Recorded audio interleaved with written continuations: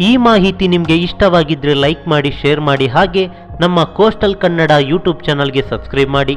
ನಮ್ಮ ಹೆಚ್ಚಿನ ಅಪ್ಡೇಟ್ಸ್ಗಳಿಗಾಗಿ coastal network Instagram page ಹಾಗೆ ಫೇಸ್ಬುಕ್ ಪೇಜ್ಗೆ ವಿಸಿಟ್ ಮಾಡಿ. ಧನ್ಯವಾದಗಳು.